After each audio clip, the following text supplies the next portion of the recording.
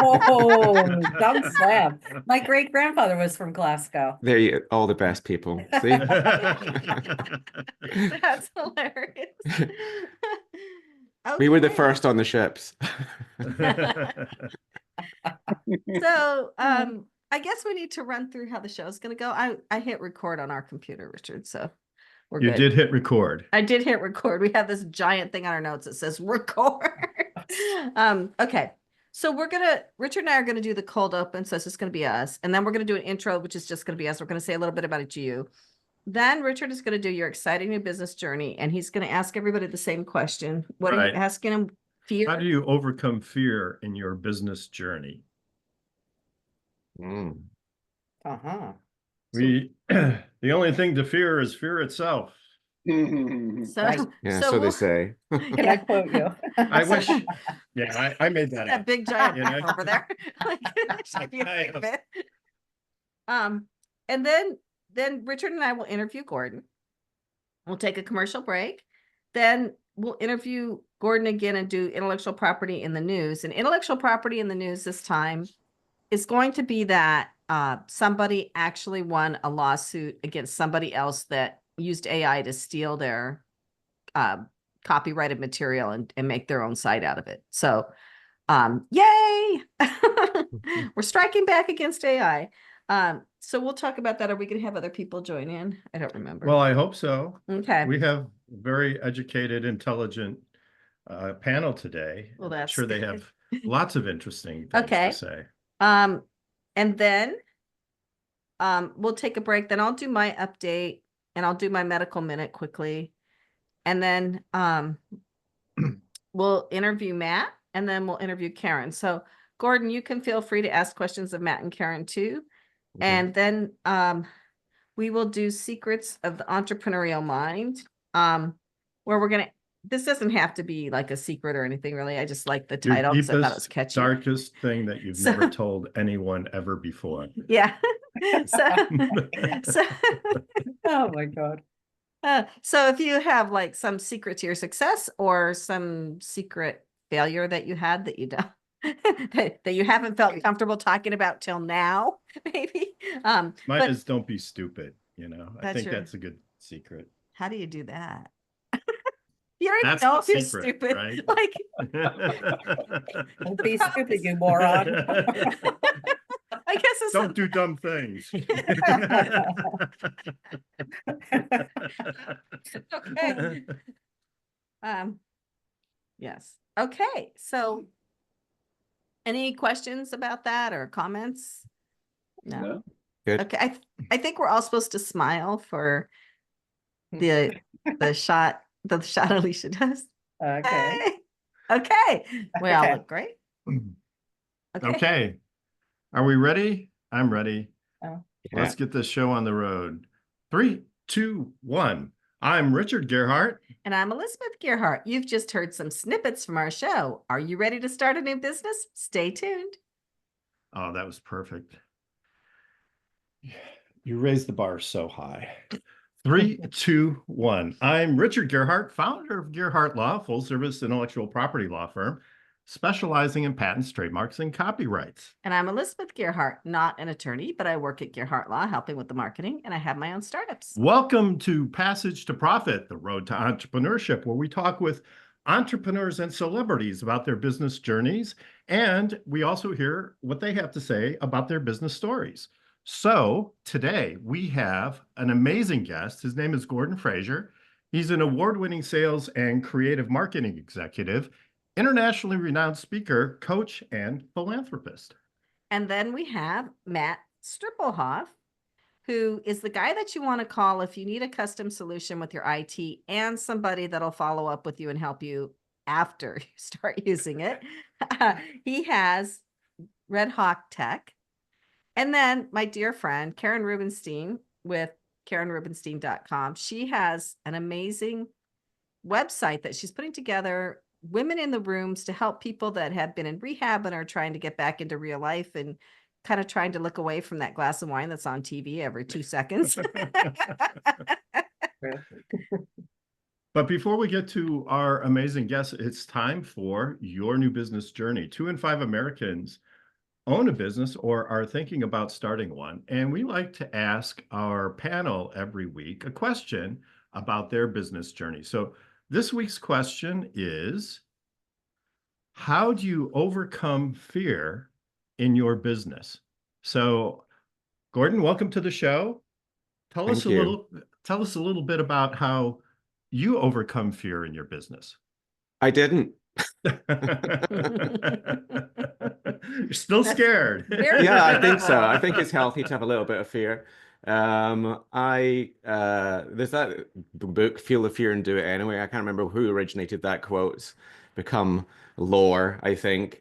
But no, I regularly feel the fear, or whatever the fear is, and there are many of them. I think you get used to dealing with challenges, I think, which are still require effort and skill and time and preparation. And I think as long as if you're aware of that, then you're able to handle the challenges a little bit better. But in terms of fear, I don't think it's ever gone away from me.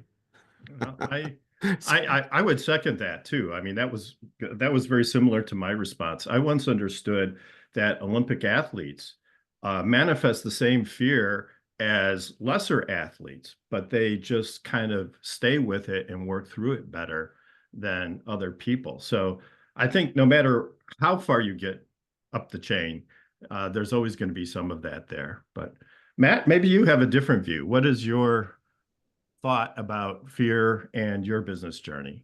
I agree with Gordon. I don't think I've ever shaken it myself. It changes, and based on the journey that I've had over the past 17 years in owning and operating Red Hawk, what I'm afraid of changes, or maybe even manifests itself differently. But I think the secret for me has been to recognize it early and do what I can to prepare as best as I can. Reading, sharing the experiences with other entrepreneurs, participating actively in peer groups really helps to make decisions as to how to address whatever it is that's coming that has me most concerned. And there are a lot of common fears, but they tend to come and go. So what are the types of things that you're fearing these days as opposed to when you first started? Oh gosh, I've been doing this a long time, and I've recognized that continual investment in developing my own skills as a leader, as an experienced business professional, learning from other people's experiences as much as I can, helps me in my journey. But we've had exponential growth over the last 3 years, and now I'm looking at other new challenges, including acquisition. So we bought another company in October of last year. I was a little fearful about how that was going to go. That was a first time experience. Now we think we might buy another company per year each year for the next 5 years. So what is that integration of those companies, of the people, the culture? How do we maintain culture? So I think that's part of the thing that I think about a lot. I don't know that I use the word fear anymore. I would describe it as more anxious, but that's something it's a little easier for me to embrace and overcome through study, reading, and again, through communicating a lot with other business owners. One of my other entrepreneurial friends uses the term positive stress. So it's a good way to say, okay, I'm kind of jazzed about this and there's a little uncertainty there, but it's not like fear the world's going to end. It's more like I'm really into this and I'm excited about, what's coming next. So, I love that term. I Karen. think also anxiety and excitement comes from the same root. So the body can get confused between the anxiety and excitement of the situation that's presenting itself. Absolutely. So can we tease that out a little bit more? I mean, can you, because I think what you're saying is true. I agree with that. But can you give us an example maybe? I think maybe for many people, public speaking is such a good example for especially if you're in a leadership role. You can't really. I think Zoom's been great because you can hide behind the Zoom and nothing's going to happen. But when you actually have to stand on a stage and address your peer group, or influence your team or your organization, wherever it might be, then there's an expectation placed upon you, which can be both exciting and fearful at the same time. So I think that'd be a good example, but you are not going to die is the main thing. Right. Right. Excellent point. Karen?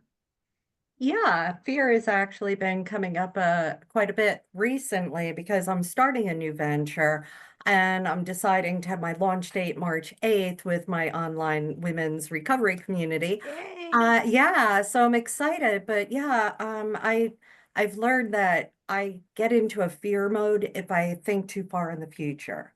Then I get overwhelmed. I'm in recovery, so I do it one day at a time. Mhm. I do just the next right thing. I focus on the day. What can I accomplish? And that way I don't get overwhelmed and I don't get like stalled in fear. So a little sniggle of fear is great. That is exciting and everything. And it keeps me motivated. But for the most part, I have the tools that have moved me forward from fear. Always going to have it, just learned how to deal with it. I think experience of terrible moments sometimes, if you embrace it properly, can help you overcome fear. I had this amazing experience a few years ago when as a member of the entrepreneurs organization, the Cincinnati chapter, I had the opportunity to serve on the board, travel to Austin, Texas, to this global leadership conference. And I was super nervous. I'd never been in a board position before. There was all these amazing people that are going to be there, people from all over the world, people I respected, knew of, had never met.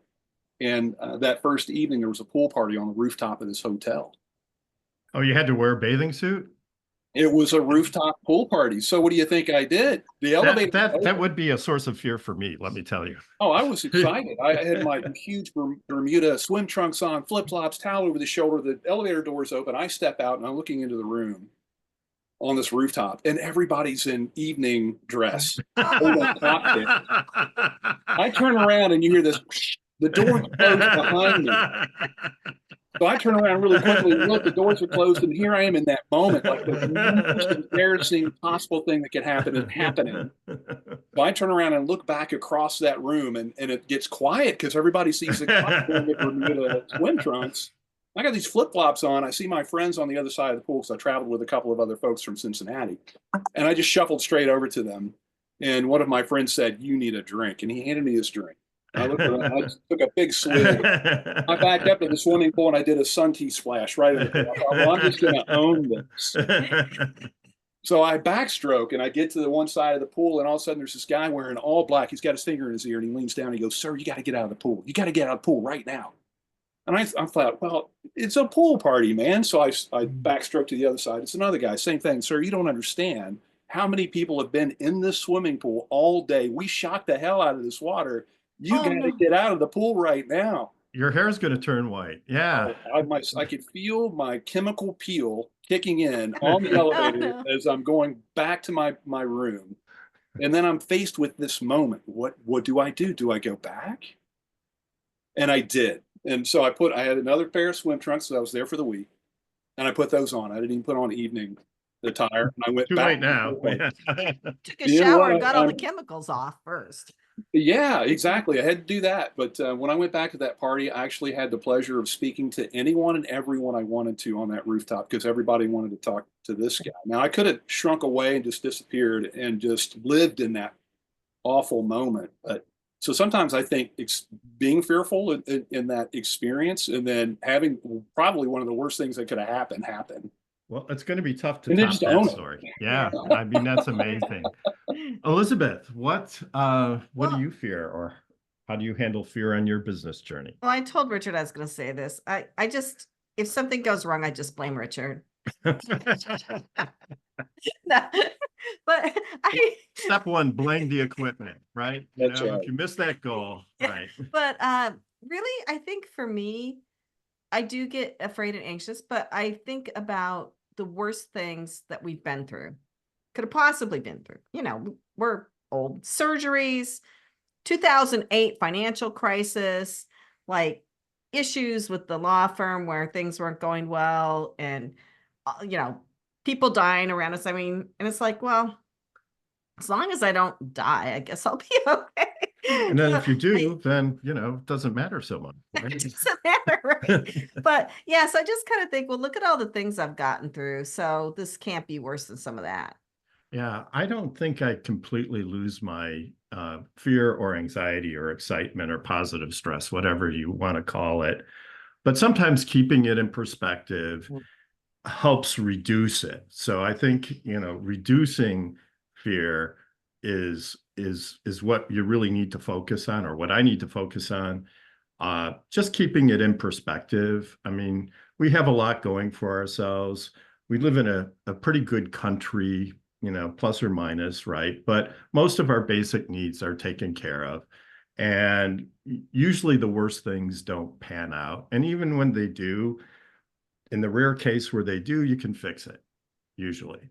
So I think a healthy sense of perspective helps reduce it, but it never, and eventually it goes away, but it always crops up again. So, but I guess the takeaway message, I guess, is, do the best you can to live with what you've got, and, persevere. So now it is time for our featured guest. I'm really looking forward to speaking with Gordon. Gordon Fraser is an award-winning sales and creative marketing executive.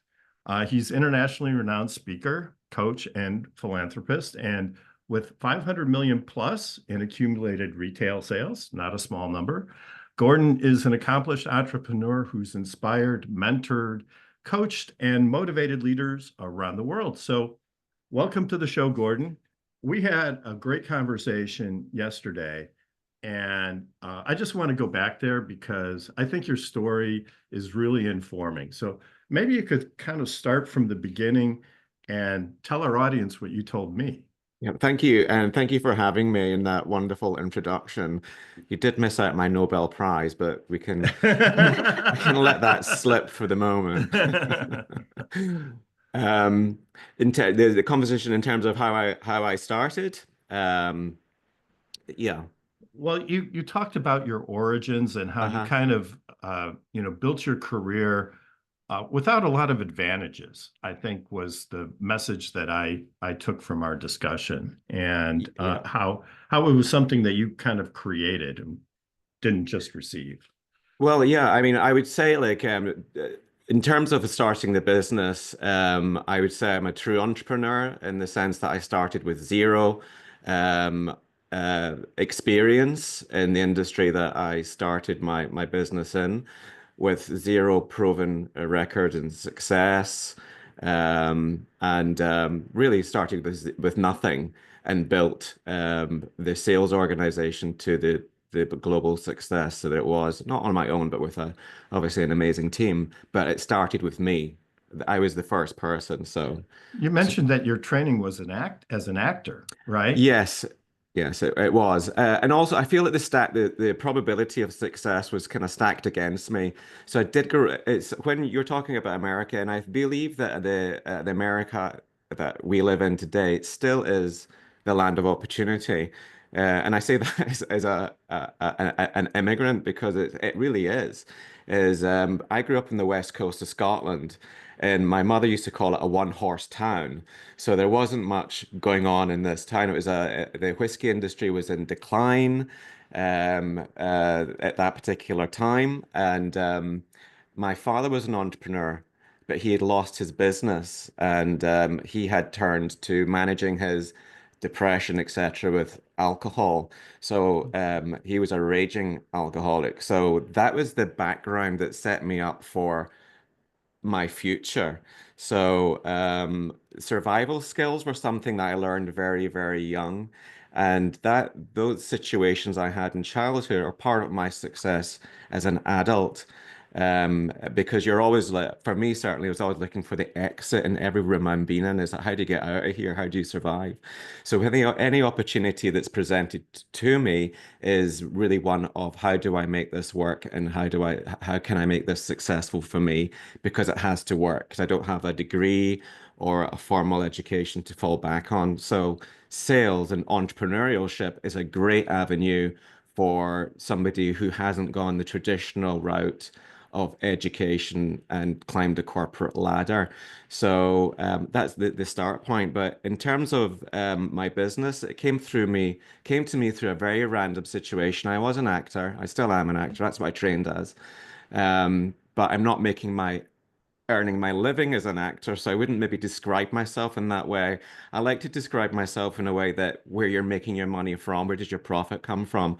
So right now, I'm not making money as an actor. I might be called a resting actor. So if I almost horizontal at this point. So, but it's interesting through that route is how I came across this business. So I don't know if any of you recall a pop star by the name of David Cassidy.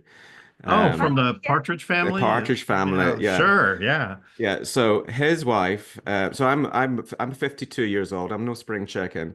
His wife is, or his ex-wife, I guess, his former wife, is one of my very good friends, and it was her that came to me with the business opportunity that I ultimately jumped into, and she said, "Well, obviously your career isn't."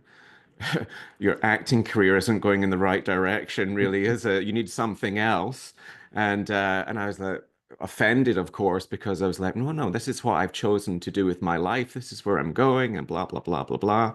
And she went, well, you should take a look at this. And I did take a look at it. I said no several times. It's not where I see myself going. It's not what I want to do. It's a complete U-turn, and I've given up everything to be an actor. I'll be a failure if I stopped and all the rest of it.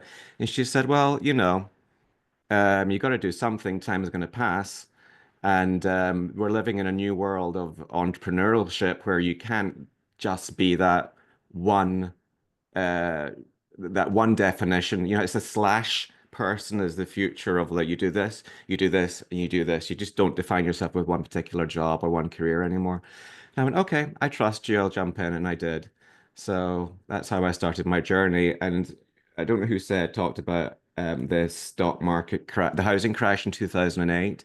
Yeah. That's when I started my business on that 2008. Oh no. Did you say, okay, the market has crashed. Now's the perfect time to start a business? Is that? Well, I got into the health and wellness industry, and I figured that people were all broke, right? Everyone would, but no one wants to be broke and ugly. So I thought, well, everyone's going to have to wash their hair and take a shower and look in the mirror. So I might as well get into that game. It was alcohol sales, tobacco sales, hairdressing, beauty, and undertakers. That was the opportunity. Masks too. Oh, That was another one. That was another one that we got crisis. through. Yeah, During both massive crisis and that's like 2 decades have been my biggest years during COVID and during 2008 have been the biggest times. So now you're coaching people, right? And Yes. that's one of the things that you're doing. You have a few things going on, I see here. But what I really like here is this quote in the notes that I got about you, where you say that success is a mindset, and you have a no matter what mindset. I think that is one of the most important things to a person's success, honestly. Oh yeah, single-mindedness. I think starting with the end in mind certainly is where do you see yourself? I think it's called fourth dimension on goal setting is starting with that end result. Where do you see yourself and have that goal setting plan? But you can't quit before payday, and you don't know when payday is. Certainly in sales and marketing, it's that kind of like um, have you ever read the book 3 Feet from Gold by Sharon Lecter? It's a fantastic book. And she talks about a gold prospector in Colorado who went out from the east to kind of make his fortune, and he bought this whatever prospect a claim, and off he went. And he's got all this money, got all this investment from his family and his friends, started working as a prospect, and he was there for years.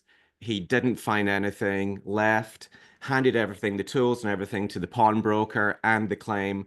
And the guy who took the claim went off and knew what he was doing and was basically found the stream of gold. It was one of the biggest gold discoveries in that area. Wow. And the guy who left it was 3 feet from gold. That's the title of the book. He was 3 feet from actually finding the seam. He went through the seam and didn't realize the seam was horizontal. Oh, And So how do you know though?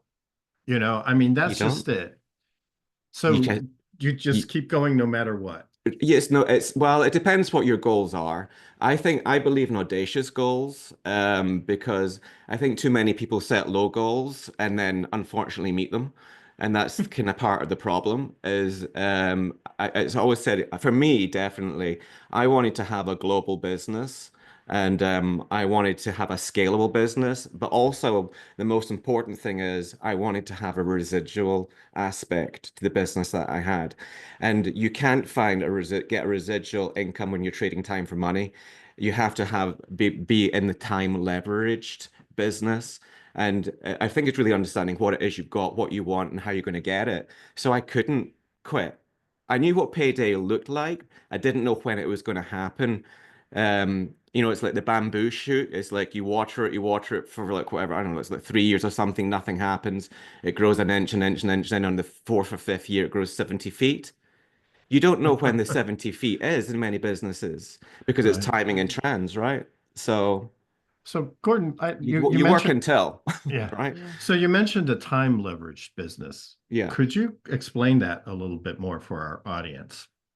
Time leverage business. Well, this is it's the concept of all big businesses are time leveraged. So like I started my business myself. So I was basically trading the 24 hours in the day that I had, the hours that I had to build my business through selling the product. So that's my time. So that's all I had. So trading my time for the money that I made from the sale. So on my own, that's all I could do. It could be like a hairdresser or a trucker. You're driving your vehicle. It's you that is responsible for making the money. There's nobody else. Maybe like a franchise even is you have a coffee shop franchise on your own. You're still trading your time for money, even if you have a staff, because you only have that one business. But if you can magnify that, so if you're able to reinvest your money into more coffee shops, or you're able to save up money to buy another truck, or another salon, then you're able to leveraging your time. You're multiplying your time through the efforts of somebody else. It's one of the four big business secrets of making money is the Robert Kiyosaki book of the four quadrants of success is one of them is big business, but this percentages is 1% who get or 2% who have a big business. So one of the routes into big business is network marketing, where you leverage your time against other people, and that's what I chose to do. So it wasn't the type of. It's really about getting what you want. The route to get what you want isn't always how it appears.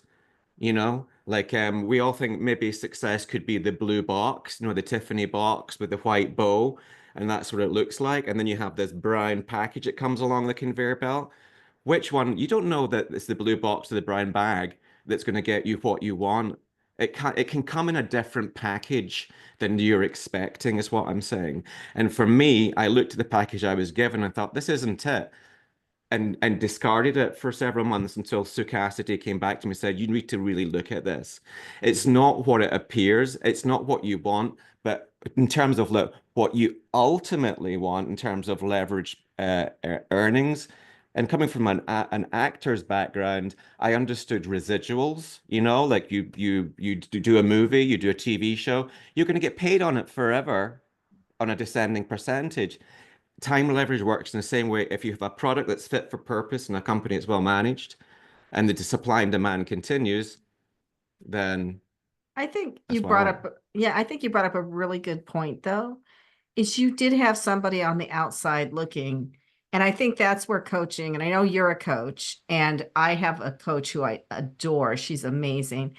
And just having that outside look at what you're doing and saying, yeah, this is what you should be doing. Or, you're taking on too much, focusing on this. I think if anybody who can afford it should definitely get a coach and you have to find the right one for you. There's a ton of coaches out there, and you click with the right person, right? And they also have to be aligned with what you're trying to do. But I think that's a big part of anyone's success personally. So Oh, yeah, for sure. I mean, coaching is important, but I don't know that you necessarily have to pay for a coach.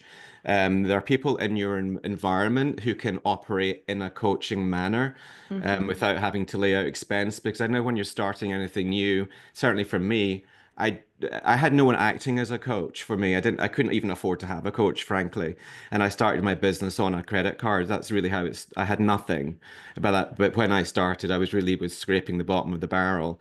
But there can be people of influence around you who can act in an accountable way rather than a coaching way, perhaps. I know that there's kind of overlaps, but that could be a I typically would stay away from family members. Um, where they say like a prophet isn't known in its own home, that kind of but I would say like definitely like organizations that you could be a part of that where you're saying like I don't want you to tell me how to do what I'm doing. I just need you to keep me accountable to making the calls, putting in the work, doing the reading, applying what I've read, etc. Yeah. Yeah. Well, that's great. We have to take a commercial break right now. We're with Gordon Fraser, and you're listening to Passage to Profit with Richard and Elizabeth Gearhart. Stay tuned. We have intellectual property news coming up, and then Secrets of the Entrepreneurial Mind. We'll be right back after this. Okay. So what should we talk about in the next part of your interview? Is there anything we didn't cover that you want to talk about, Gordon? Can I interject here? Talk about what you want. I'm fine. Okay. Gordon has a great story about how he signed a contract early in his career where he assigned all the intellectual property rights over to the company. And what he created was a big hit. And so that was something we talked about yesterday. So We should definitely talk about that. And like a lot of employment contracts do that too. So if inventors invent something while they're working at some place, the company owns it. That's what happened. Yeah, basically. Yes. Okay. Well, let's save it for. should we be on speaker view? Well, it's going to the cloud, so it doesn't matter. But if you want to, Okay. you can. Well, if it doesn't matter, then You can use the cloud gets both. okay. So can I bring us back? You should. Okay. 3, 2, 1. Welcome back, listeners. You are listening to the Passage to Profit show with Richard and Elizabeth Gearhart and our special guest today, Gordon Fraser, who has incredible advice for entrepreneurs. If you're thinking of starting a new business, Gordon can really help you out. So, Gordon, we're just about to get into an incredible story that you had that you talked with Richard about yesterday. Oh, yes. I don't know. We were talking about mistakes or something. Thank you for bringing that up. I've got my Twitch has come back all of a sudden. Incredible that it happens to people, I guess. It happens all the time. And you never know when you're going to be throwing away $1 million idea, right? And because I think most people are loyal. I believe in the goodness of people as a whole. And you're paid if you work for like you're in a job, you're paid you're going to do the best you can to fulfill your job requirements, I think, and do your best for yourself and for everyone that you work for in the company. Because the more profitable the company, the better it is for you. So they say. So that's when I started. I can't say what I don't know. I'll just say I started a journey, and in order for me to there was no other way of being part of this business unless I actually signed a contract, like a legally binding contract with them, and so I decided that in order for me to see the success that I wanted, I had to make compromises. And I did want a scalable global business, and I did want to make a significant earning. But I also knew that I didn't want to take the responsibility of being the person who developed the product. I feel that you got to sometimes know your lane and your skill set. And whilst we all can have an opinion on things, it doesn't necessarily mean you're good at what you're espousing your opinion on. So I wanted to have a business where I wasn't responsible for distribution, for imagining what the product might be, the infrastructure of the corporation. I just wanted to be part of the actual building out the network. So that's where I saw the asset and the value. And so that's what I did. So in order to do that, I had to sign a contract, and part of it meant that anything that was developed to create the distribution of the product through a sales and marketing channel became the intellectual property of the company. Now, that wasn't always exercised, those clauses, and often they don't. You can create something that goes by the wayside and no one pays any attention. Um, but I created a sales tool which explained, which is outrageous, that the company when I started was already 25 years old, and no one had really designed a tool to explain what it was, how it worked, and how you made money, a beginning, a middle, and an end. And because everyone was like doing what I'm doing, like talking and creating relationships, I went, well, no, that's not duplicable. No one can follow that. You need a tool that's standardized, that everyone can relate to and use, that can be trained and coached, and then someone can start their business immediately with this tool rather than having to wait to actually build a skill set to be able to have the confidence to articulate what that is that we've got. So I created this tool, and it did really well. And I think it was that when I brought it out, it was responsible for 100% of growths in my markets, which was UK, Australia, United States, Canada, and then the company thought other people were leaders, other leaders, global leaders were saying, "Can we use this?" And I was saying, "Fine." So I am of the abundant mindset. Some said, "Take it, but as long as you don't fiddle with it, you can have it." So everyone started using my coaching tool by default. I wasn't taking any money for it. I was happy for people to use it, and everyone knew it came from me.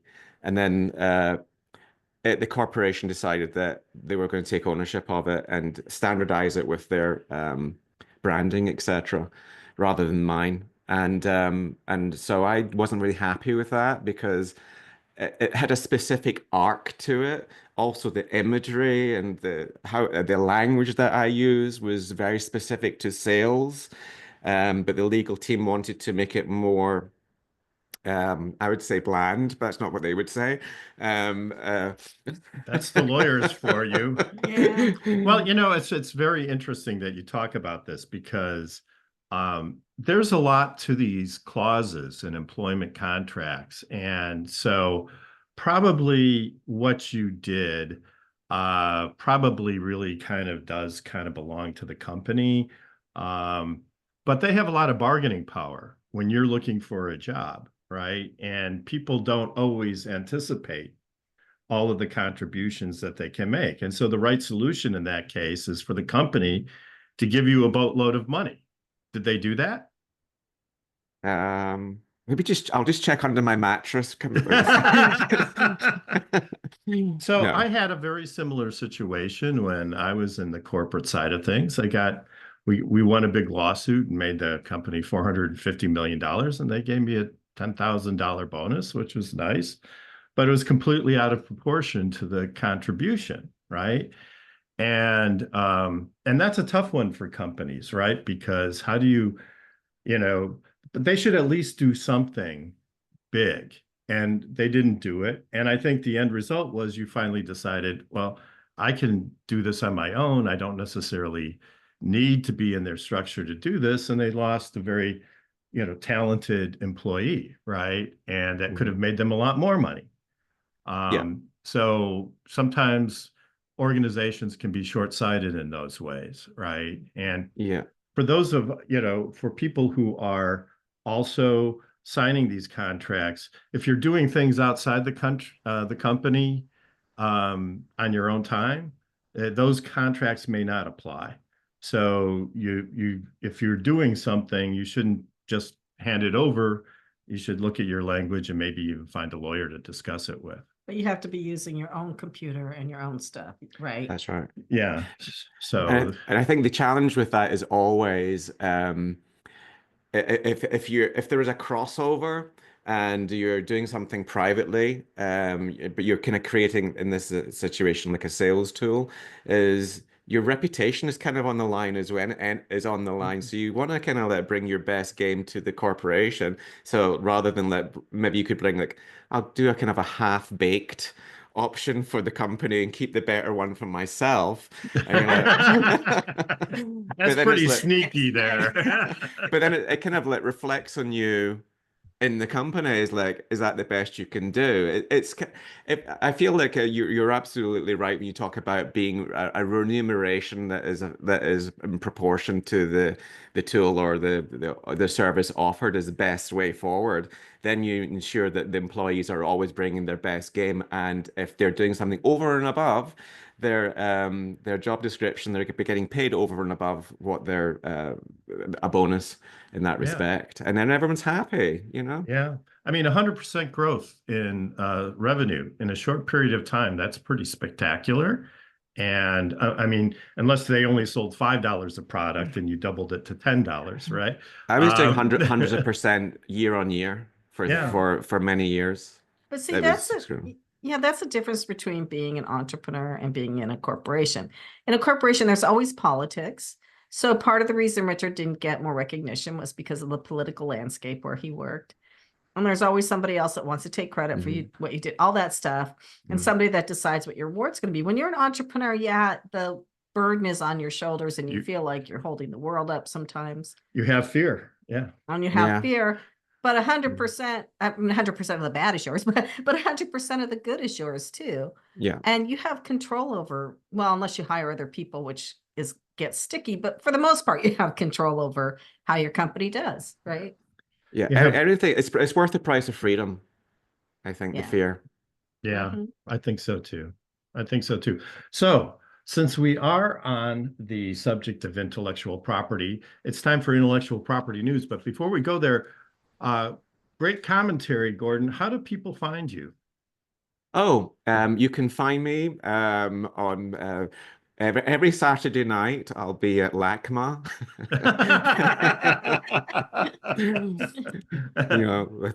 at the bar, but lonely. You do have a website. That's what I meant. Oh, yes.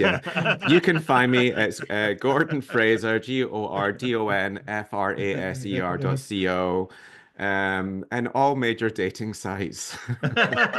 So where are you living right now for those who are interested in this last bit? Oh, I'm in Los Angeles at the moment. I'm looking at actually a move to Italy. So so I can have I did 50-50 UK and LA for a while, and now I'm thinking I might try Milan, somewhere nice around there. So yeah, that's one of the beauties of being an entrepreneur. When you get to the residual aspect, and the beauty of technology today is you don't have to be in one place one time anymore. So yeah. Right. That's great. So time for intellectual property news. And we're going to be talking about one of our favorite subjects, artificial intelligence. Wow, the empire strikes back. And somebody actually lost a lawsuit where they used AI to steal somebody else's intellectual property. Well, it's about time. I mean, we love artificial intelligence, but we're also with the creators. And in this case, the people who created the content sued the AI company that used the content, and the content creators won. It so happened that the content creator was a pretty big one, Thomson Reuters, right? Yeah, they do a lot of legal stuff. And the company they sued went out of business. So maybe it was an easy win. I don't know, but it's a foothold in the beachhead to get compensation for people who, the humans who actually made the content in the first place. Well, they claimed fair use, which meant the content was out there. I don't know the whole legal definition, but basically you can use it because everybody else is using it. But what the judge said was that it was Ross that was the thief in this point, but he said none of Ross's possible defenses holds water. And so I have some hope maybe that people would get paid for people taking their original creative material and using it for themselves. Yeah, I'd like to get some other opinions on this decision. Karen, you're sitting there patiently. What do you think about the whole AI piece, and any particular thoughts on this court decision? Um, AI is exciting for me to utilize. I mean, I know who knows what's the future with AI, but for right now, I'm using it as a useful tool for virtual assistant and for like, I don't know, I like it, but I can see how like I just got out of the graphic design field and I know it's taking over certain fields. Again, you know, in this world, everything has changed. You just have to keep adapting. So for me right now, AI is a useful tool. See where I can take it, but you have to start thinking outside the box and like zigging and zagging with it. That's about my extent on AI. Right now, I'm just enjoying it, but I know that it's a double-edged sword. Sure, sure. Matt, what are your thoughts? Gosh, I'm excited to hear that there's a ruling in favor of the creative class that are producing content that AI is so readily using and consuming and regurgitating. So I think that's an important step in the right direction. I do wish that the U.S. government would establish some regulatory body to help protect the creative class and people who are generating original content. I think that those folks are in threat, not just their jobs and opportunities for them, but it's just wrong. I think that we're going to allow AI to just consume and then slightly modify and regurgitate, and then that's okay. Yeah. I do have a lot of concern around terms and use policies around tools that are used in the creative industry and what's happening in the finer details of those user agreements.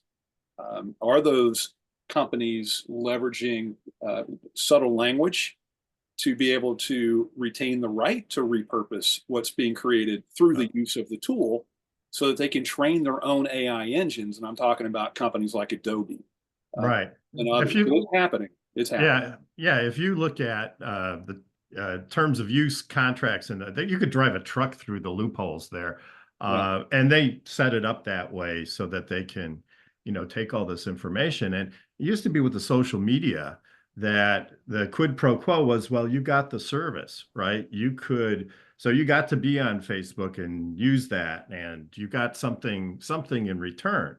But in the pure AI world, you get to use the AI, but so does the person next to you, and they get to capitalize on what you've created. And the question is well, are we just going to stop? People going to be disincentivized? Are they going to reduce their creative output? What is the motivation going to be for humans to create anymore? And so I don't know what the answers are, but obviously I'm pretty charged up about it. Gordon, what are your thoughts? I'm leaning towards Karen's point of view. Although my main concern is progress. I mean, how many real great new ideas are there? If you're like if you take every book in every library and put it through a computer and AI, then presumably that computer AI knows more than any human on the planet. So I don't honestly, I don't know. I feel part of me thinks I would like to be more protective of creative rights. Definitely in the movie industry for sure with writers. But I do think it's progress is, you can't stop progress, unfortunately, and there are successes and failures on that route. And I'm wondering if this is just one of the prices that you pay for progress. If I can jump in here, I'll just add that AI will never be capable of original, in my opinion, original thought or true creativity. It's the great homogenizer. It's going to be fantastic at the average. Yeah, I love that. Yeah. That's at least in current state, it can take a ton of information. Current state. Yeah, That's I think that's the issue is it is growing at an exponential rate, not a current state. yeah, And I think that's the challenge is there's probably a lot more being developed that hasn't been released for this very reason is there are too many people who rely on like work to not have it all released right now. So I Mhm. don't know. Yeah, good I question. hope. Well, I mean, that's a great question, though. I mean, if uh, you know, ChatGPT is looking at 100 marketing reports, marketing strategies, and then homogenizing them to give you the one that you're asking for, is it really able to discern between the really good stuff and the mediocre stuff, right? And how does it make those judgments? Maybe there'll be a way to do that, but um, so I like the term homogenizer, but I also agree with Gordon. The people that I talk to tell me that AI can teach itself now and that it's capable of. But here's the problem. It's easily confused. So Well, I right now, anyway, personally, I've met a few people who are also easily confused. It's becoming more and more human. I had read this article that said that YouTube has the greatest market share for people that are consuming podcast content. And so I typed it into ChatGPT and it agreed. Then I typed it into Perplexity and Perplexity was like, no, Spotify is ahead of YouTube. So then I was like, okay. So then I went back to Perplexity the next day and asked the question in a slightly different manner, and YouTube came out on top. So even Perplexity couldn't give me the same answer twice. Perplexity that's another AI. Oh yeah, if you don't know what Perplexity is, I'm sorry, it's like ChatGPT. It's another thing where you type in a query and it gives you an answer. Perplexity. So but it's very perplexing. If you think Again. about it, we've only really AI has only been in the vernacular really for the last 18 months. So in ChatGPT being the first one. And it's like the industrial revolution of when we went from the Luddites, around breaking all the spinning, what do you call the weavers were breaking the spinning because they had the industrial weavers and the mills, etc. It's like it didn't happen overnight. It happened over a period of time, and I think we're just in year 80 or a year and a half of a long process, and uh, who knows what's going to happen in the future. But I think it is self-teaching, self-learning now already. Yeah. Well, I'm going to be okay with it. I'm going to be okay with it if it can make me a robot that'll do all the housework, all the cooking. That's everyone's dream, isn't it? I mean, I'm with you. I told you it's tobacco, hairdressing, undertakers, plumbing. If you can, you're a good plumber or carpenter, then you've got it. So okay. Anyway, and speaking of intellectual property, if you have an idea for an invention or a idea for a trademark, you can contact us, Gearhart Law, at gearhartlaw.com. We work with entrepreneurs worldwide to help them through the entire process of obtaining patents, trademarks, and copyrights. And if you want to learn more, you can learn more about patents at learnmoreaboutpatents.com. Or if you want to learn more about trademarks, you can learn more about go to learnmoreabouttrademarks.com, and you can sign up with, get a free white paper or sign up for a consultation with one of our attorneys. And so it's time for another commercial break. You're listening to Passage to Profit, and stay tuned. We have Secrets of the Entrepreneurial Mind coming up soon. You don't want to miss that. We'll be back right after this. Can I run to the ladies' room? Yeah, Yes. sure. We can take a quick bio break. Okay. Gordon, I love your stories, man. Cool. Yeah. Thank you. Just the ramblings of an ADD mind. I think all entrepreneurs have that to some degree. Okay, I'm sure. Yeah. It's so interesting. I used to do everything with notes, and I've given up on that a long time ago. So it's just basically let the creativity come in, and whatever is going to happen is going to happen. Whatever pops in, pops in. It's always interesting. For me, I always find I'll have nothing to say in preparation. I've got nothing to say, don't know what I'm going to say, nothing's going to be interesting.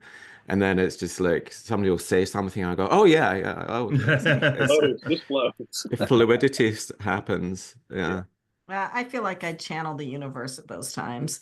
It's like I'm sitting there and like dumb as a doornail, and then all of a sudden something pops into my head, and everybody's like, "Wow, how did you think of that?" And I'm like, "I have no idea." It's a stream of consciousness, isn't it? Yeah. Yeah. All right. Okay. Is everybody comfortable? Segment 3 is starting. So 3, 2, 1. Welcome back, listeners. It's Passage to Profit with Richard and Elizabeth Gearhart. Passage to Profit is a nationally syndicated radio show heard on 38 stations across the United States. Our podcast is ranked in the top 3% globally, and we've also been recently named as a top 10 entrepreneur interview podcast by FeedSpot database. So now it's time for Elizabeth Spotlight. Elizabeth? Tell us what's been going on. Yes, well, I have a few things going on. First, I want to give a shout out to my podcast partner for my cat podcast called the Jersey Pod Cats, which I started with Danielle Woolley to try to find a cure for a cat that was scratching his face off practically. And he's kind of got a cure, but he's holding steady. So that's good. So we mainly deal with medical issues for cats and talk about our cats. And Danielle works in rescue, so she's taking cats to the vet like every single day. She's a real rescuer. And so that's a lot of fun. I also have a meetup that I'm organizing. It's called Podcast and YouTube Creators Community. And we do a different topic every month. And some we do just on Zoom, some we do hybrid Zoom and at the Gearhart Law Building. And the reason we do them at the Gearhart Law Building, the whole reason I started this was to see if there was anybody interested in learning more. And we have gotten quite a good response. But Richard and I have been working on remodeling the upstairs of the Gearhart Law Building into a podcast studio and event space. We have, 1,400 square feet up there. We have a little bathroom and a kitchen. We have a video studio. We have an audio studio. We have a big room for people that want to do photos or short videos. And we have a green room for hair and makeup. So it's almost done. We've been working like crazy on it. The grand opening is April 28th of this year. It's in Summit, New Jersey. I'll be talking about it more. It's from noon till 8 p.m. with a cocktail hour at 5 p.m. And we're going to let people use the equipment and kind of check it out. So really excited about that. So planning has started up for that. And the mayor of our little town is going to come and say a few words. So that's what I've been up to. That's great. That's Yes. great. And now for the medical minute. Yes. So I like a little bit of milk before I go to bed. I think it helps me sleep better. Right. And we like But milk has a lot of sugar in it. milk has You sugar. gain It's weight also if you supposed drink to, a lot of milk. also supposed to be inflammatory, but we love our dairy. But there's a new study that talks about this compound called tricapran.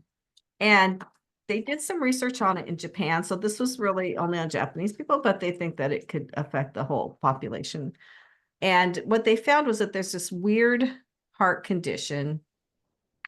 I'm trying to say it, triglyceride deposit cardiomyovasculopathy. And that was pretty good. Thank you. I practiced.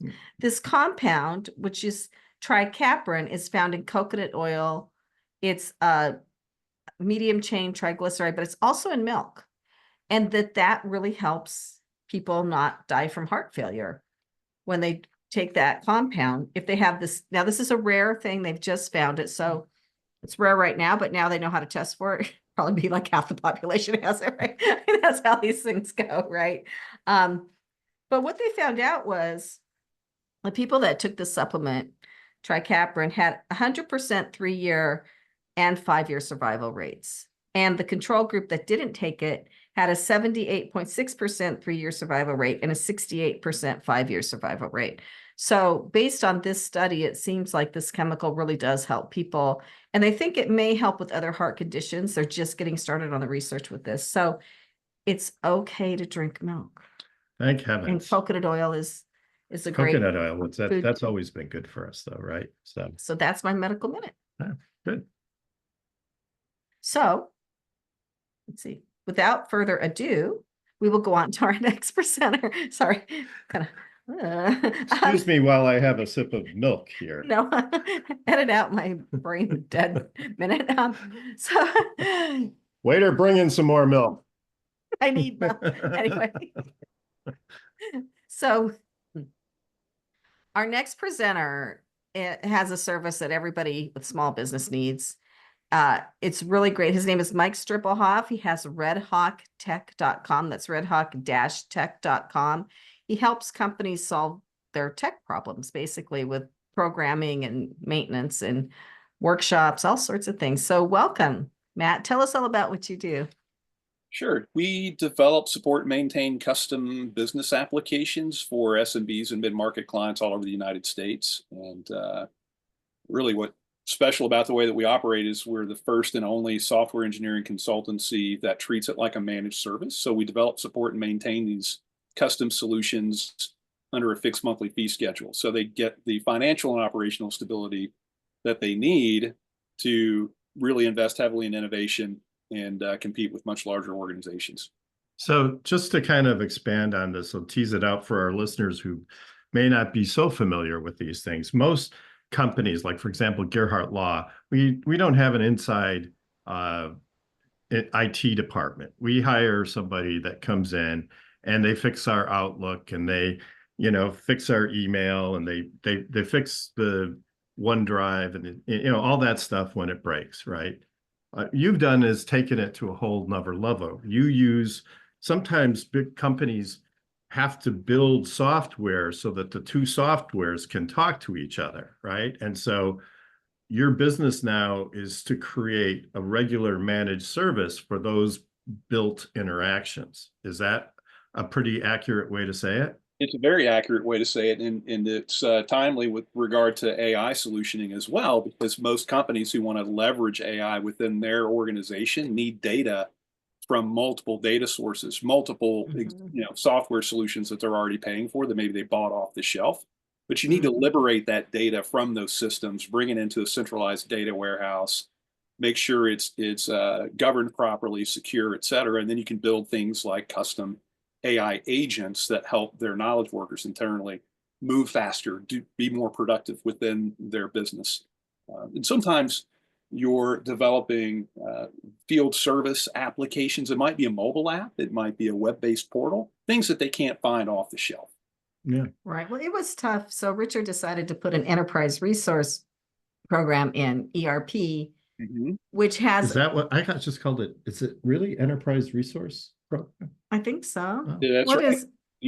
Yes, enterprise resource planning software, ERP. Yeah. So what it does is it like ties a whole bunch of different parts of your company together, like the financials, maybe the like timekeeping. For us, it's invoicing and client information, all that. But the reason, and it's been hard because the software, as I had joked earlier, is always in beta, right? And there's always an upgrade to the next version. And we have custom coding in ours because we took an off the shelf that you use for like a plumbing supply business and tried to force it into working for a law firm, right? So there's a bunch of custom coding. So every time you want to do an upgrade, it costs a bunch of money. But the reason he did that was to get the reports he needs to run the business. Right. Right. And so that's kind of what you're doing for people, it sounds like helping them get the data they need so they can run their business better. Yeah, that's correct. Yeah, absolutely. And a lot of times it's visualizing that data in executive dashboards. They can identify what those key performance indicators are that they need to see on a daily basis to make the right decisions that we're going to have long-term downstream effects. Right. We installed our ERP and it cost a lot of money and it took a lot of time and it was very disruptive to our business operations. But when I look at what we invested and then the information we got, we were able to use that to fix pretty big problems that we didn't know were there. And so it actually has, really resulted in a huge leap in terms of profitability and collections and all sorts of different activities.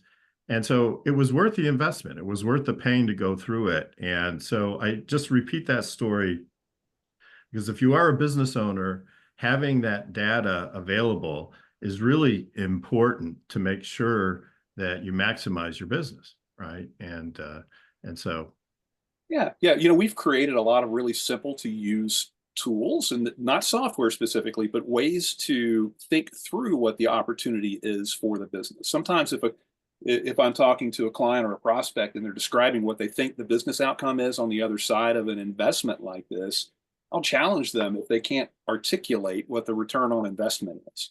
If yeah, they can't articulate why it's worth investing in, then any investment we put in front of them in terms of what we think the budget and timeline is going to be, they're just going to see pure cost. So by being able to demonstrate, and if any of your listeners are interested, they can go out to redhawk-tech.com, reach out via email, or even find me on LinkedIn, and I'll be happy to share this Excel workbook. But it's a really simple way to document what your routine manual activities are in your business. There's another worksheet in the workbook that has your employees. So total cost per employee, which is just salary times, call it 1.5, to get the burden rate on benefits, et cetera. Mm-hmm. That simple formula will calculate the cost per minute of that individual. Now that can, on the other worksheet where you're putting in the routine work they're doing every day that maybe you think the ERP is going to automate or streamline, it'll tell you exactly what you're spending today on those manual processes. So then when you look at an investment in an ERP, or you look at an investment in a custom software solution, and you can estimate using the same Excel workbook, which I'm happy to give to anyone who's interested, you can put in what you think the outcome is if you make that investment, and it will tell you how much money you're going to gain back in terms of efficiency. Now you can take those same resources in-house, those knowledge workers, and put them on other more meaningful work. yeah, Yeah, that is something, right? Because we have the attorneys doing stuff that they really shouldn't be doing because our systems aren't perfect yet. And it's like they could be doing billable time work, right. right? Instead of this, right? So you can kind of switch things out a little bit. Matt, when we were talking before, I think you had a pretty interesting story about how you've been in business for a while, right? About 17 years. Yeah. But things really started to take off just a couple of years ago. So maybe you can tell us, give a little sense of what your journey was like in creating this company and some of the challenges that you faced as you were building it. Yeah, happy to share. I started the company in 2008, just like Gordon did with his business, and when the real estate market dropped and nobody had any money, I wasn't selling all the clever things that he was selling, but fortunately enough, we were able to carve out a lane for ourselves, myself and my business partner. And I think this is true for a lot of entrepreneurs that decide they're going to go out and do something on their own. He and I were both high performers with regard to our individual skill sets. We decided we could do it better than the people we worked for. We had a slightly different perspective on how to get it done. Now, I didn't have vision beyond, I just want to do this on my own. I'm tired of working for other people. And by the way, I was fired from my 2 prior jobs, and there's no freaking plan B. It's like, I just have to do this on my own. Yeah. And we talked about fear earlier. I was thinking a lot about financial stability. That was probably one of the earlier fears that I had. But we got started on that journey. We grew relatively quickly. We broke through our first $1 million in top line revenue in year 2. Wow, that's pretty fast. Yeah, that's fast. Pretty fast. And we pretty much stayed around $1 million in top line revenue until 2016. So it took 8 years to get close to 2 million. We hit 1.6 billion. Now, going into that stretch, we knew without a doubt we had a client concentration risk. What does that mean? So time leveraged business, you're trading hours for dollars, and you add people to your team, and now you're keeping them busy as well. But you're serving a limited number of customers when you're a small business. Right. The client concentration risk is a simple formula. And the way I think about it is any customer that is more than 10 or 15% of my total gross revenue it's probably okay. But in this particular time in my business, I had a client that was 40% of my gross revenue. That's client concentration risk. So if something happens to that account, my company, I suddenly could lose 40% of my gross revenue. So in the spring of 2017, within all in the same week, by the way, I got 3 phone calls. My 3 largest accounts, number 1, number 2, and number 3. And the first 2, the phone call was almost identical. They said, Matt, you know how things go in a merger and acquisition. No one can know until the deal is done. We've been acquired. I'm sorry to inform you that the work that we've been discussing for this next year is on hold indefinitely. So we expected about $1 million in revenue. We were finally we thought we might actually hit 3 million in 2017. We barely broke $1 million in 2017, and I had to lay off half my staff. And that was awful. You know, driving to work after getting a couple of those phone calls, trying to process what we were going to do, knowing that I was going to have to go talk to people that had been with me for it, some of them for 8 years. Their families are, you know, I'm thinking about my responsibility to them and their families. Where are they going to get their next paycheck? Now, the one thing I will say that I think is a testament to the character of the business, myself and my partner, we made phone calls to competitors in our market in Greater Cincinnati to find out who was hiring. We made recommendations before we made any layoffs. Those people had places where if they were interested, they could go find full-time employment. Everybody was working within 2 weeks of the layoffs. That's amazing. That's an amazing story. It was painful. I'm glad I did what I did, and I'm happy for them, but it took us a while to recover. So that's part of the journey. That's part of the risk of doing something out there on your own. And it's, if you embrace the lessons that you learn from those moments, you can have breakthroughs. And so it took a little while to. And so norms. So what were the takeaways from that? Well, the first one is mitigate client concentration risk early and often, and find different creative ways to do that. Yeah. So in 2018, we got back to profitability. 2019, I had a vision for a new business model in this space, which I talked about at the very beginning of, you know, the introductions. And that is, how do we remove a lot of friction in the customer journey when in the professional services space, specifically software engineering? And there's only 2 ways outside of what we're offering today that a customer can invest in custom software. It's either going to be through a staff aug software consultancy, which is, you got to get value out of butts and seats. They're going to charge you a minimum. You're paying for 40 hours a week for that team for as long as you have that team. You got to get value from the team. The other is a boutique software engineering group that's going to charge time and materials for the work they're doing for you. But in both cases, you're going to find yourself in a break-fix relationship at the end of the project, because now you're only going to call them if something goes wrong. The work's done. You paid a fortune for it. You hope to get the intended return on investment. But now you're in this strange place where nobody's really properly supporting and maintaining it proactively. So you're waiting as a customer for one of 3 things to happen before you reach back out. It's going to be either you want a new feature, which is great, or there was a security issue tied back to that custom software application. That's bad. Or it simply stopped working, probably because of an operating system, browser update, hardware update. That's a lengthy way of saying that that's how we figured out how to mitigate what we ran into in the past and create a managed recurring revenue model in the professional services space specific to software. So now, for example, this year we have a little over 2 million in revenue that's booked, scheduled, guaranteed recurring revenue, multi-year contracts. We're not trading dollars for dollars. It's not a start over every year, see how many projects you can sell. So how did you roll out this new program? So, you know, some people who aren't familiar with it might be reluctant to sign up. So what was how did you get it out there? The first step is to test the market. Is it going to work? We had an opportunity that presented itself in the fall of 2019.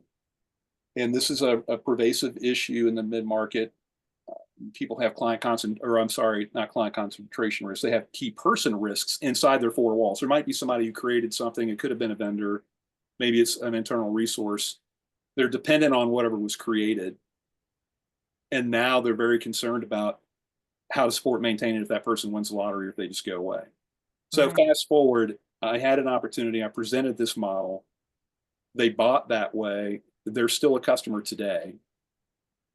we deliver service through fractional teams, so they have that financial and operational stability they need. So we just had to learn from the market, and then we had to get really good at delivering this model over and over again. So we matured into it. Now we have a lot of processes and some of our own proprietary tech in-house to get good at this business model.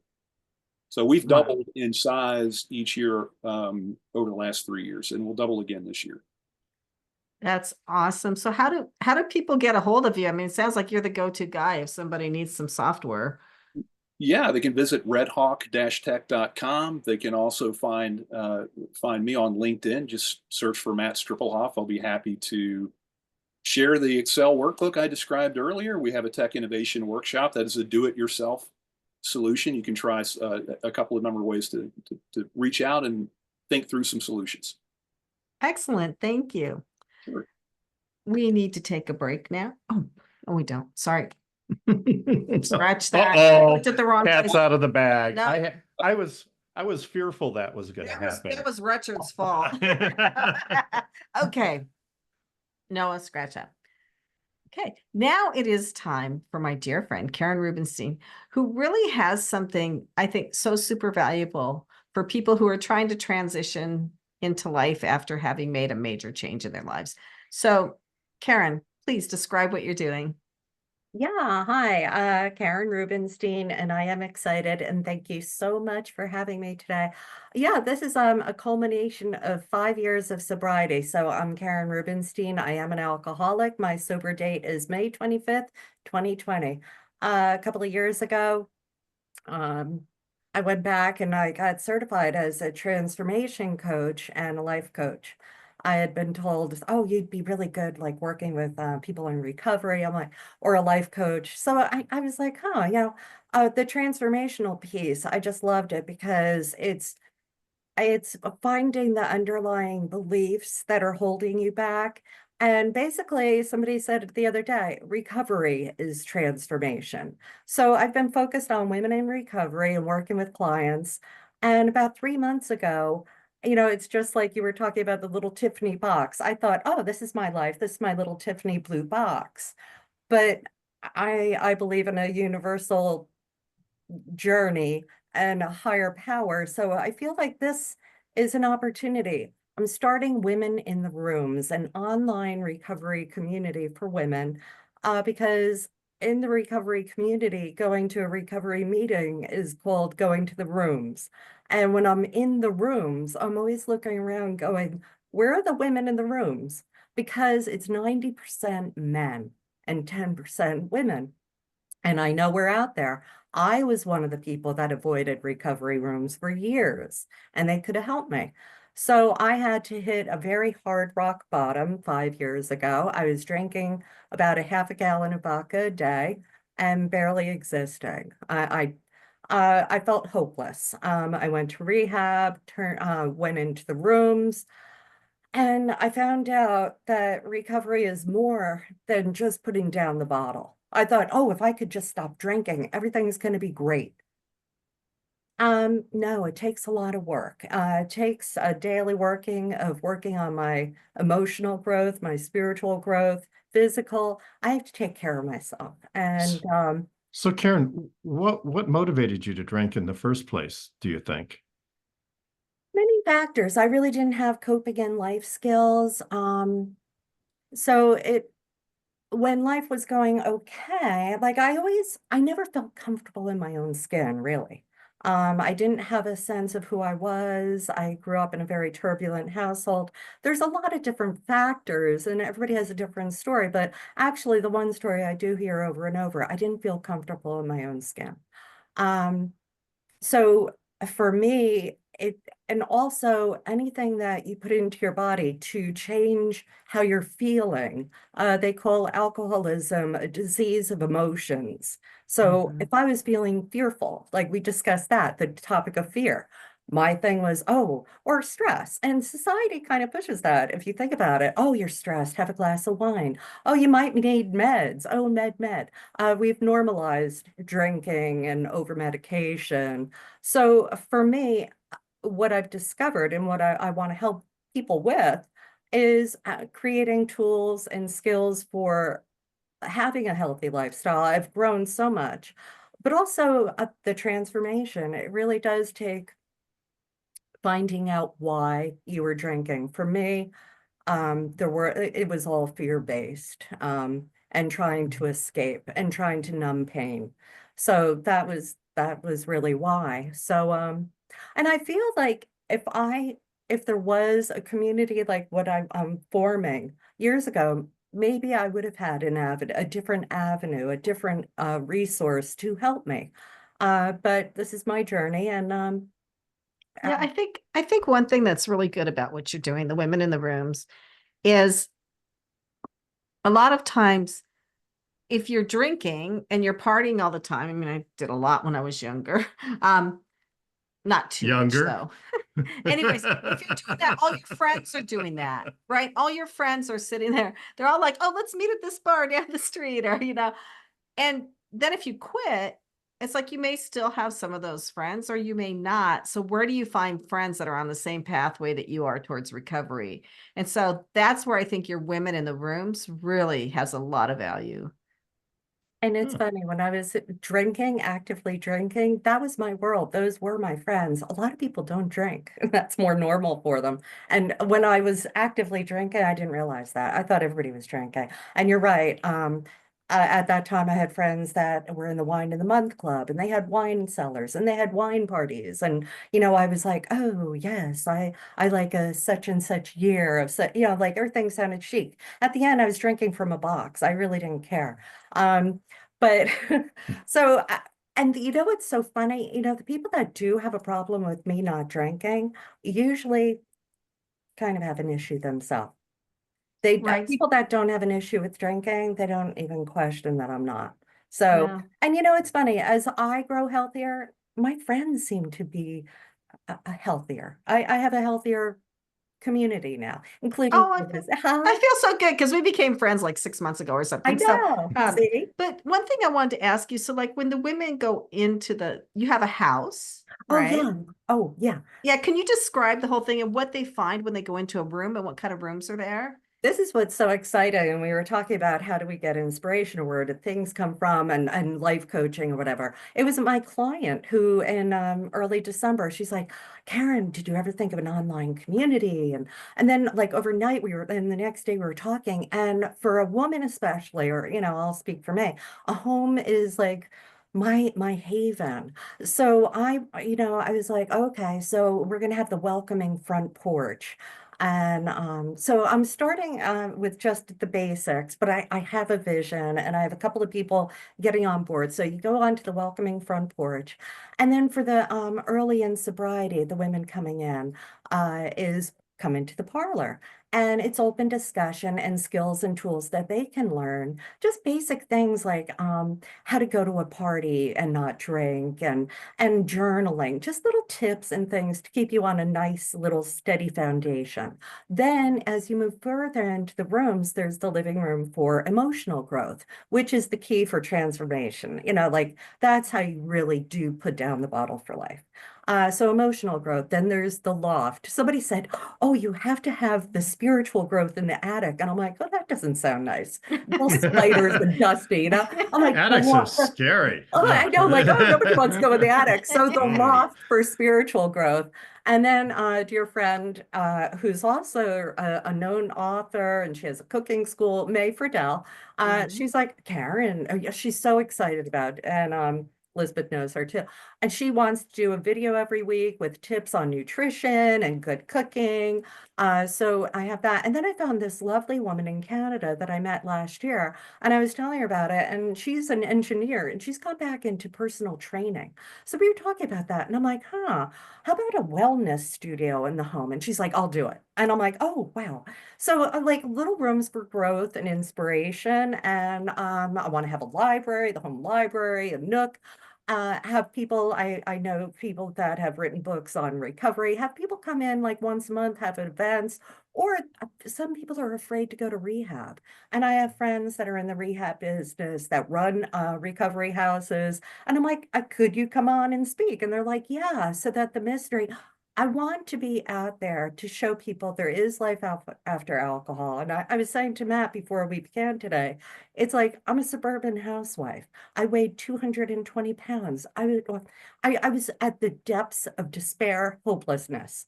I turned it around and I didn't do it myself. I had community and support, and it's been a journey and there is hope. So I'm kind of like, I'm the person that you meet at the supermarket. Like if I can do it, anybody.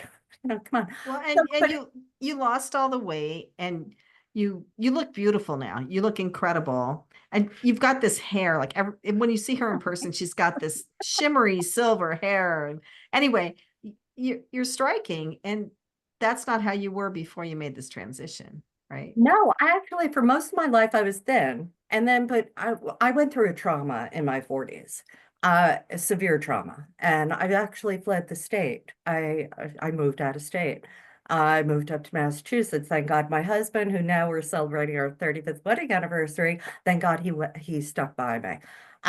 But that was when I really gave up hope. And that's when I just dove into a bottle. I didn't know what to do. I really didn't know what to do. I didn't know where to turn. And my only coping skill was wine, which turned to alcohol or turned to vodka. It was just it it was not a healthy way of living, but I really didn't know any way else, and I didn't know any way out. So how do you know if you drink to the point where you really just have to quit for the rest of your life? I mean, what are the signs? There's an expression in the rooms.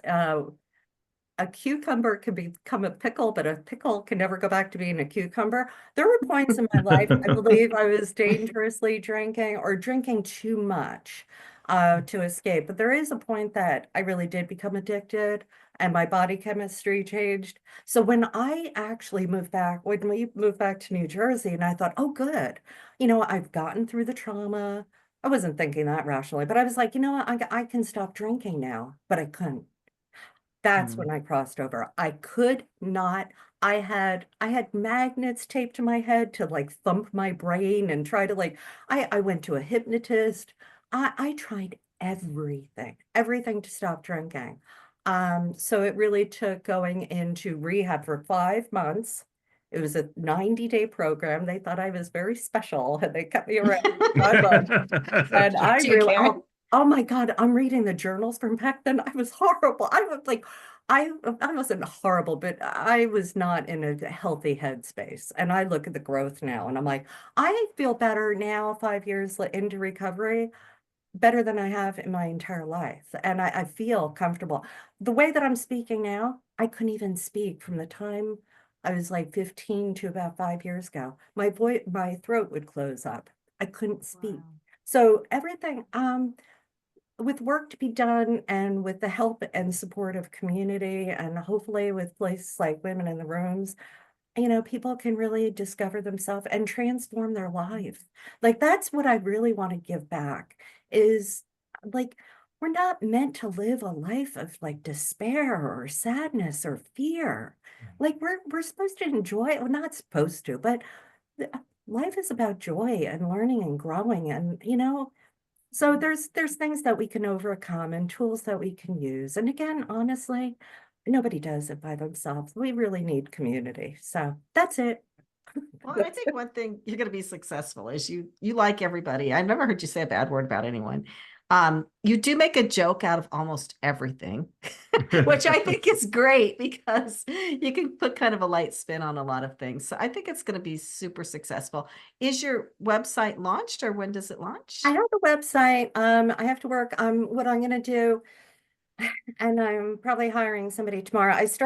There's an online community platform that is wonderful. It's called Mighty Networks. And it has, I have the ability to go in and create these little rooms and differentiate. So I launched it. I sent a couple of invites out. Like I'm doing like little soft like invites. So that's where the meetings are going to take place. So right now I have the website, KarenRubinstein.com, RUBINSTEIN. So we can find information. I'm on Facebook. And yeah, and also, right now I have a great recovery guidebook that's also like if you go onto my website, you can find that too. So. Okay, great. Thank you. Well, now it is time for a break. I don't know. I'm reading this and I'm like, okay. So, listeners, you are listening to the Passage to Profit show with Richard and Elizabeth Gearhart. Our special guest today, Gordon. I'm just drawing a blank. Our special guest today, Gordon Fraser. That's a tough name. We'll be back right after this for Secrets of the Entrepreneurial Mind. Don't go away. Don't go away. Sorry, Gordon. I just had a brain. I could almost see it on there. So Matt and The brain fart. Yes, brain fart. exactly. Yes, you said it with that Scottish accent. That's I amazing. love that. Yeah. Matt and Karen, you were both great. So thank you. Yeah. So And- now and we're gonna you were do. great too. Now we're gonna do Secrets of the Entrepreneurial Mind. So I bring us back, right? Hopefully I can do it right. Yeah. Okay. So So does everybody have a secret ready to share? Oh. no, Gordon's not going to have his till we call his name. right. His secret is going to be spontaneous. Chat to the universe. All Okay. right. Well, you're going to be first, Gordon. So Oh. do you want to go last? I could have you go last. Almost last. You have all the power. I have all the power. I just You don't have think all I've the- got any secrets. It doesn't have to be a You could say secret. that. I mean, I don't have Um, any secrets. I mean, it could be don't tell people what you really think of them. Oh, no, that's not one of my secrets. or don't lash out in anger. Yeah. I don't know. I have to think. I would have Okay. to think about it. I have no idea. Total blank on that one. Okay, I'll start with Matt. Yeah, go with Matt. Okay. 3, 2, 1. Welcome back, listeners. You are listening to the Passage to Profit show. Now it is time for Secrets of the Entrepreneurial Mind.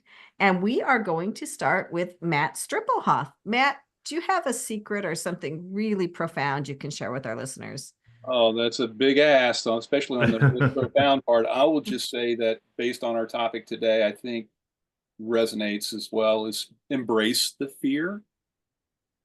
And like professional athletes, if you can convert that sense of anxiety into fuel and use that to prepare for what's next, you'll be successful. I think that's excellent. Yeah. Karen Rubinstein, what is your secret? I try not to have any because my secrets kept me sick. So I live kind of out in the open now.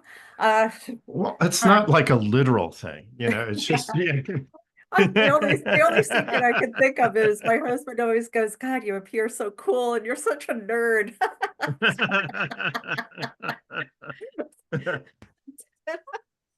Okay, Gordon Fraser, what's your secret? My secret is connected to fear, and it's public speaking, and so it's clench your butt cheeks. So that's what it is. Does that Does that work? It does, yeah. I'll try that next time. I've noticed a lot of actors doing that, when they're wow, that's really a good one. If you just focus on keeping them together, you're not going to be worried. Oh. But Is this are a you- secret tip then for like helping people tell like everybody I'm a nerd? So that's going to help you get toned back there too. So that's it's a double whammy. Buns of steel. Yes, Karen, you can have you can little have tip. another secret. You can have two if you want. I think I'm good. You think you're good. So Okay. Richard Gearhart, what is your secret? Well, having done this on many shows and having given many secrets, I guess my one is just don't do anything stupid. So that was one that I think is a pretty good, helpful bit of advice. No, you're being stupid. Well, that's Okay. that's the real secret, right? But now I've had a situation recently where I was watching the emails fly back and forth, and I thought one thing was happening, and then I thought another thing was happening. And as I dug more into the situation, I got a better understanding of what was going on. And I think we came up with a pretty good solution, right? So I guess my secret is don't jump to conclusions when you don't have to. Sometimes you have to make a gut decision, but if you can do a little bit more investigation sometimes and try to get a better idea of what's really going on, then you don't do as many stupid things, right? So that's good. that's my secret. Don't be stupid, but also check it out. Well, my secret is a well-known saying, which is kind of hard to put into practice sometimes, but don't put off till tomorrow what you think you should do today. So I was like, okay, I'm going to order some business cards for this meetup or this meeting that Richard and I are going to tonight. And Staples has same-day service.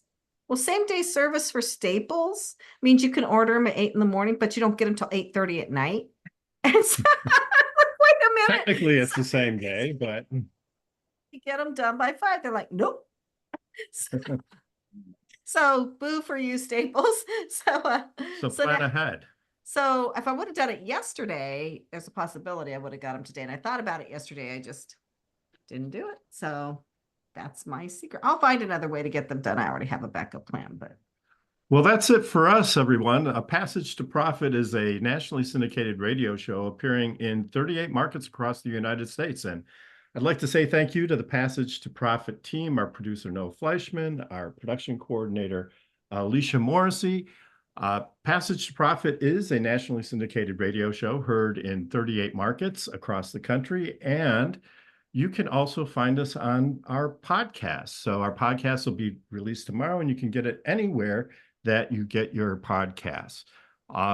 And for all of your patent, trademark, and copyright needs, make sure to check out Gearhart Law. It's gearhartlaw.com, and we can help you with whatever your patent, trademark, or copyright needs may be. And while the information presented on this show is believed to be correct, never take a legal step without first consulting with your legal professional. That's it for us. Until next week, it's Passage to Profit. okay.